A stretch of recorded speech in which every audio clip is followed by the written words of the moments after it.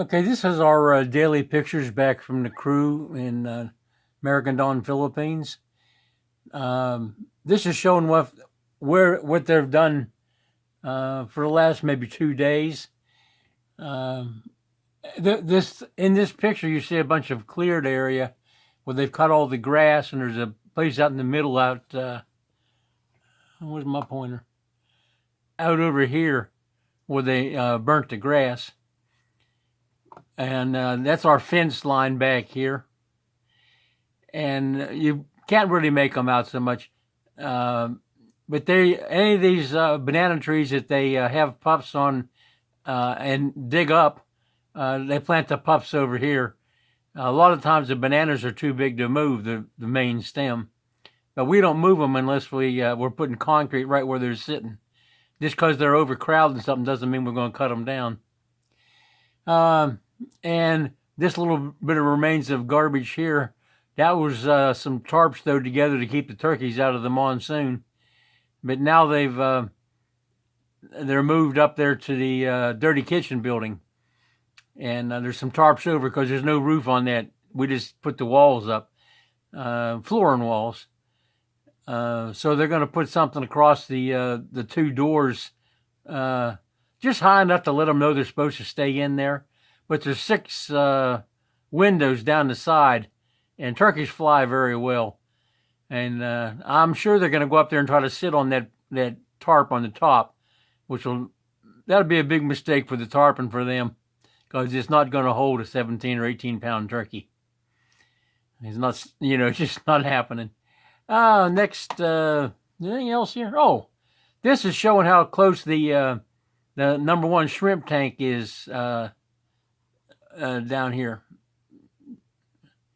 And also it shows the spacing of the rebars. They're going to extend up into the side walls to anchor the walls to the floor. And what we're looking at here, the camera is on the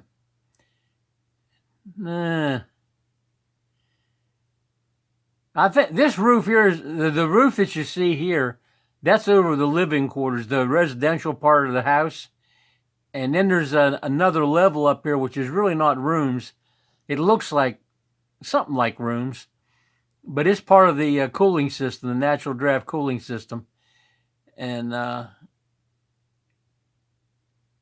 it's an atrium because the center 30 feet of it's open from the dining room down below all the way up to the top of the spider beam. But this shrimp tank is right outside of bedroom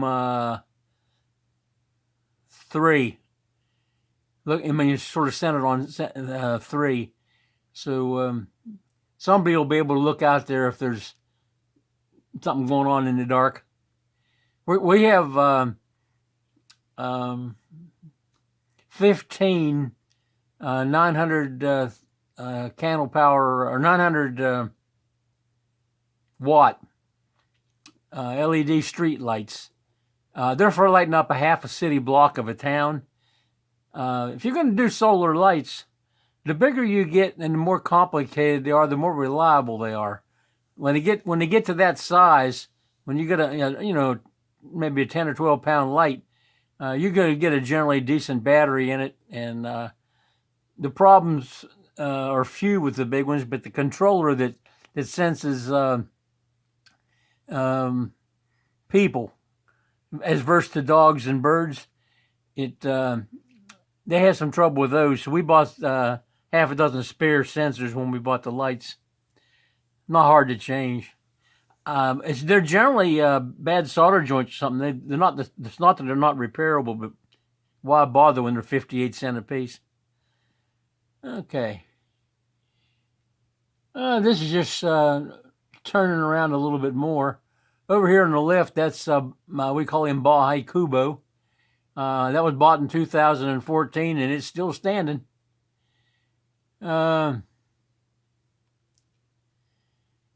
This over here, behind all the stuff, is Boyette's house. Boyette has one side of it, and Boy has the other side. And the bakery's set up in the front over there, but we don't run it. He can if he wants to. It's his bakery, I guess. And the reason for these zigzags in these fences is because this guy here, with the red roof and the house you can't make out behind it is Daddy. When the surveyors came by and nobody was around, they moved the property line, and they got a bunch of zigzags all across our property line. So this is really a straight line, pretty much through the 3 feet in from the end of that house and straight back to the back is really the part of this property. And we have paperwork turned in. We may get it back. I don't know.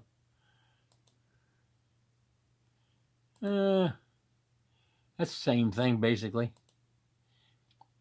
Okay, we're looking at the cistern. We can tell it's a cistern because it's only a foot different from square. And the inlet pipes are over here. They'll be underwater. This down here is the gutter. Goes all the way around to the house. It's a pretty generous size. Actually, this is an extension off the side of the gutter, which is the same exact shape. And the water is going to be diverted from the end of this concrete around here by another piece of gutter.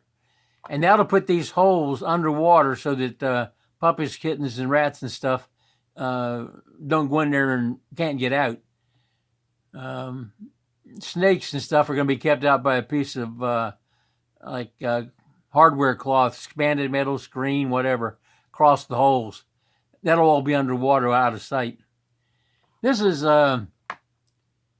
37,830 gallons of capacity up to the water level, and then there's about a 9-inch airspace. And when we put the top on this, we're going to extend the walls up from whatever shape we make the top. And that'll be a horizon pool to sit in the evening. And we're going to have koi in there. Just because we thought of it. It's not a good idea, really it isn't. But I watch Dexter's World, and he's got a koi pond. He goes in about every day to check on them and feed them. So I guess the humans being in the water doesn't kill them.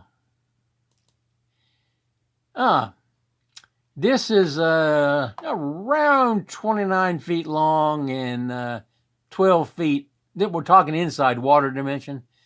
12 feet wide. And so it's 4, 7.5. It's about 10 feet deep. Of course, if you have fish in it, you have to leave about a foot because they jump out. And we're going to put net over the top, big enough that you can throw the feed and it'll fall through. But to keep fishing birds from sitting up on the edge here and trying to pick them up when they're only 100 grams, by the time they get to 4 kilos, there won't be anything to carry them away. And our dog's too lazy to eat them, so. Of course, the dog is about 8 years old now, so it mostly sleeps. Never was a watchdog. I think it's afraid of people. Anyway, in the bottom of the picture here, what you're seeing is the edge of the gutter, and right here is an 36-degree turn where it goes down the next facet of the house. And we had them take this picture, so we weren't sure how far this tilapia tank is from the edge of the gutter. But we know how wide the gutter is and how long it is, so it gives us some scale. And so I'll be able to figure out here when I get ready to about how far that thing really is away. This gets filled up with dirt, even with the top of the gutter. And that'll leave about 2 feet of the tilapia tank out of the ground so people can't trip and fall into it, because there's no lid on this. The rebars are stuck up there because that's every other rebar, every other vertical rebar sticks out. Because we took a 19'6" standard length rebar and we cut it to where the one end of it was 1.5 inches below this concrete level, and the other end is longer. That way, if we want to put something up here, we can. I think it's plenty tall enough. but you never can tell what you're going to do. Anyway, this needs backfilled. They'll probably knock down some of this vegetation rather than just bury it. Personally, I would just throw the dirt on top of it and bury it. It'll rot, you know. It's not like it's going to grow through it. And again, you'll see that when you do this slip form concrete, if this was the wall of your house, you could paint that. The little splotches you see is where they took a trowel and filled in the orange plastic pipe holes that were the space of forms. Those would have been little round holes about half the size or a third of the size of what you see there, about the size of this one here maybe. But they haven't done any rendering, plastering, skim coat, or anything on this. We're going to use acrylic paint on the inside, on the water side, so it's easier to clean. Probably nothing on the outside.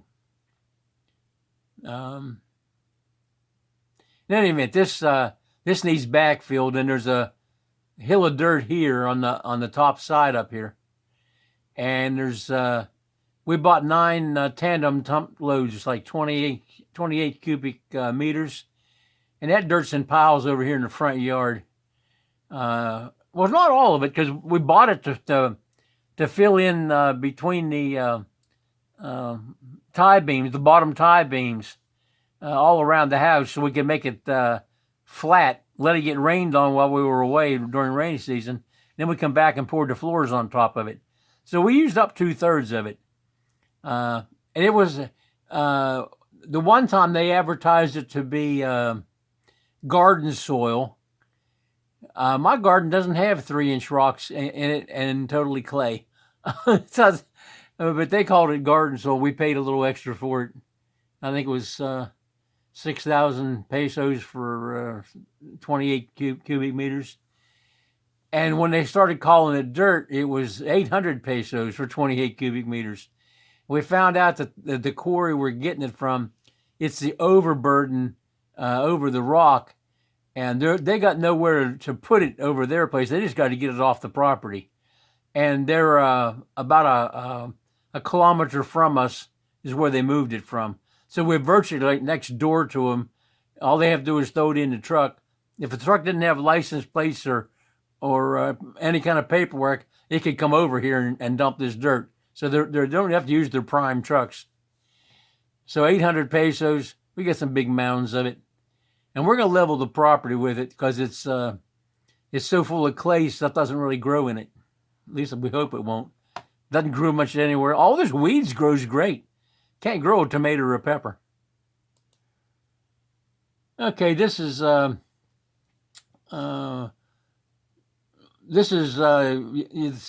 morning of today, because we're coming up on, they're working now on it's daylight there. They're going to work in the morning they've been to work. They're almost, it's 4 a.m. over there. They're about done. They're clearing a place here 30 feet by 60 feet. And that's for the solar panels. I want to see bare ground to see where the rice dikes are, so I don't have to have undisturbed, or so I can have undisturbed ground to pour the concrete on. I don't want to add fill if I don't have to. So I'm thinking that this grass on this side, we're going to get that cleared. We have a pin down here, a blue pipe I can make it out, but my screen is much bigger. That's where we're going to check our due south. There's 3 pipes. There's a pipe, and a pipe. But because this is on a grade right here, we didn't lay out the concrete floor yet off of it. I want to get the ground level around the 3 pipes, so get it in a plane.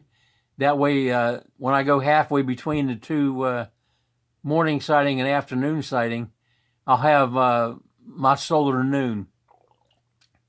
That's not 12 o'clock noon on the wall, because only 12 o'clock occurs at the 12th meridian. You know, if come from, well, actually, we're 8 hours ahead of Greenwich, England. 8 hours and 49 minutes, actually. So we have to sight it at 49 minutes past some hour, to be when the sun is truly exactly south when it passes us, and that's what this does. And it also ignores the iron core of the Earth, the magnetic disturbances that affect the compasses. Like I have a ship's compass, I can sit on the ground with a big dial on top of it and get a south, but it could be as much as 5 degrees off. What do you call that? It's all on my aircraft. Like we have road maps in airplanes called sectionals, and those magnetic deviation, those are all over the sectional, because your compass is reading with the magnetic deviation, and you have to ignore that and back off where you're looking at it by a couple of degrees. Some places it's as much as 8 degrees off. Where I fly, it's more like 5, something like that. Because I'll stay pretty much around one area within 700-800 miles. Anyway, due south is going to go out this way someplace, and then we're going to put a square corner and make our rectangle. And they're cutting this grass down so that we can lay the string, which they call the straw. I don't know why they call it straw.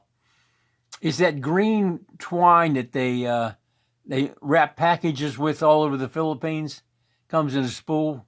Same polyethylene as a garbage bag, except it's only a 1/2 inch wide. About as strong as a garbage bag. But, you can buy 1,000-foot reels of it for not much. I don't know how many we've ever bought, but it lasts a long time. Anyway, we want to be able to stretch that out on some kind of flat ground so we can do some measuring. And the grass being 2 feet deep, and you can't see cobras down in that grass. I don't want people working there walking around and step on one that decided it didn't need to move because we weren't close, and all of a sudden somebody tramps right on it. So we're gonna knock down the grass at least 10 feet from the edge of where we're working, so that we won't walk up on any of them and scare them. And those pythons and stuff, they don't much bother you. The only time that we had any kind of trouble was one came by and was going in the house over there, and I think they measured it at 15 feet, but they were afraid to just run on across the road to somebody else, because we have was a baby living there, and plus we have our dog there and chickens and cats and stuff, mostly puppies. And it would have just feasted on them, So they ate it. They spread it around the development next door to the community, and took over a week for all those people to eat a 15-foot snake. And they say it tastes like chicken. I don't know. I didn't have any of it. I'm not much for killing the wildlife, especially in somebody else's country. But I suppose that they know what they can and can't do. They didn't feel safe living with it running around. And I think it got into a ground-bound eagle's nest and ate one of the eagles.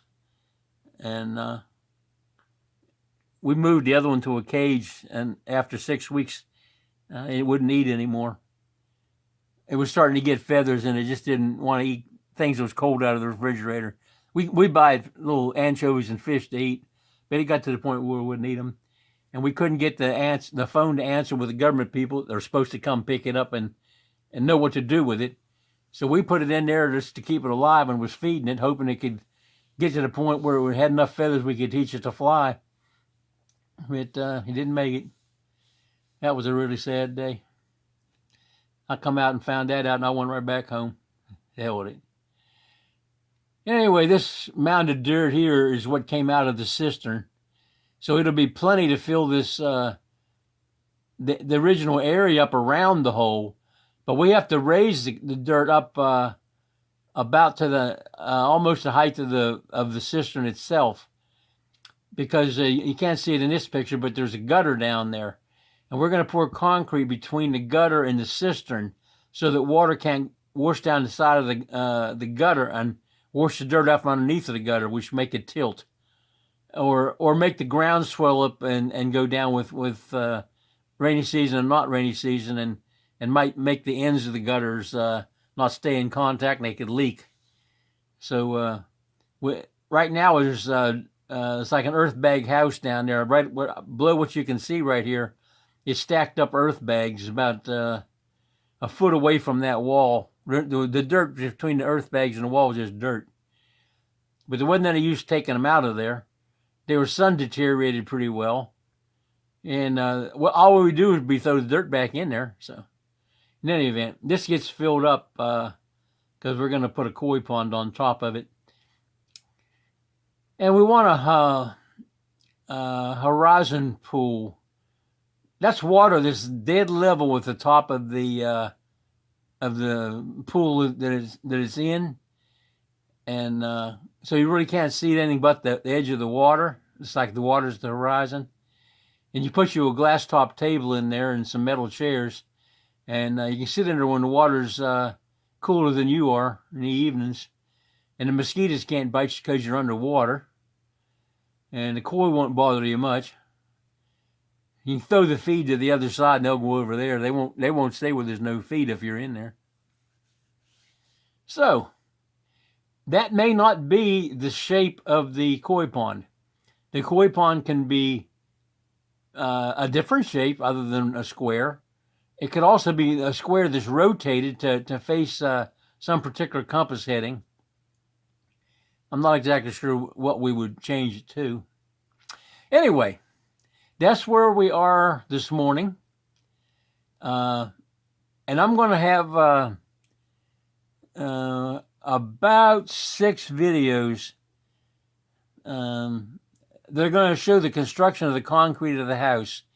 We're going to pick it up pretty much where we left it off.